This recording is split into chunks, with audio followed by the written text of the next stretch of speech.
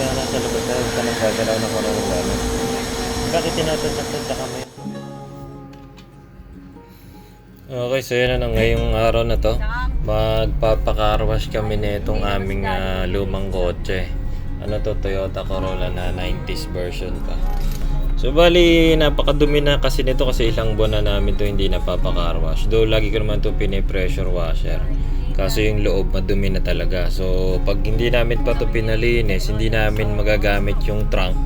Dahil puro semento to. Dahil nung nakaraan kasi nagpabakod kami, doon namin sinasampa yung mga sako ng semento sa likod. So yun, napakadumi niya. Then syempre sa loob, health hazard na rin dahil medyo malikabok na talaga yung mga carpet, ganyan.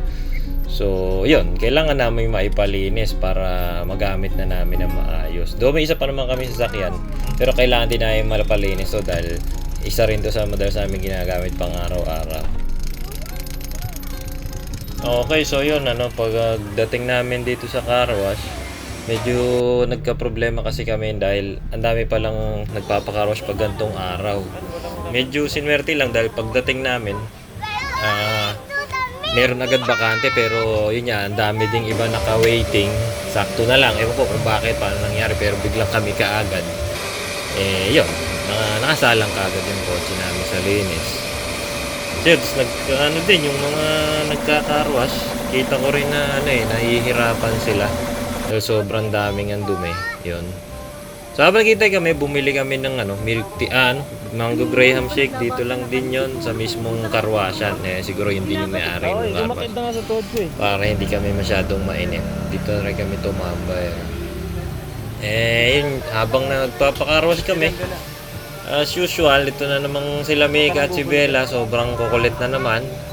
Hindi na naman sila mapakali.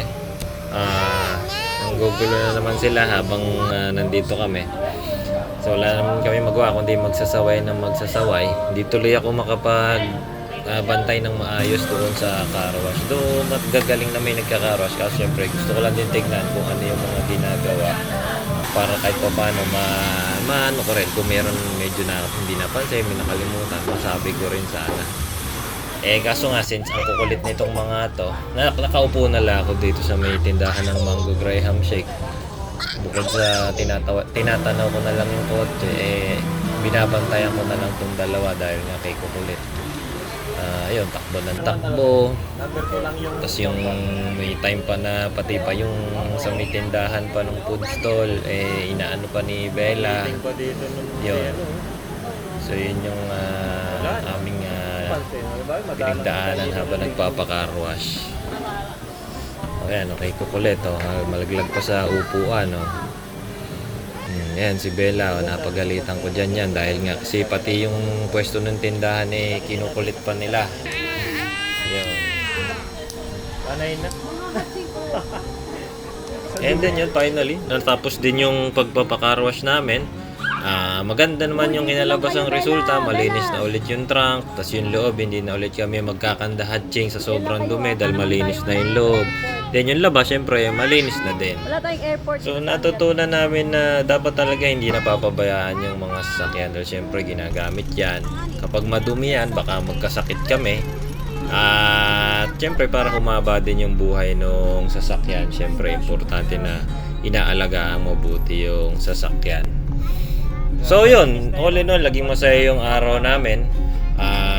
After that, wala naman na kaming ginawa, umuwi na kami. At nag-spend na lang kami ng araw sa bahay. Yeah. So sana nagustuhan nyo ulit yung video namin for today. At meron din kayo na pulot na aral. Hanggang sa susunod na lang ulit na episode. Kita-kits ulit tayo. And thank you ulit sa panonood.